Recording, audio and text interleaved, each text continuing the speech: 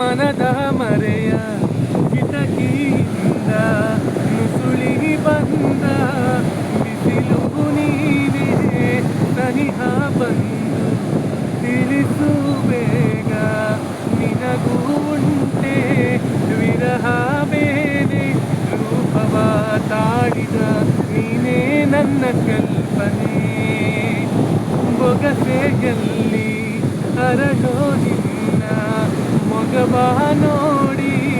ಹೊಳೆಯುತ್ತೇನೆ ಹತ್ತು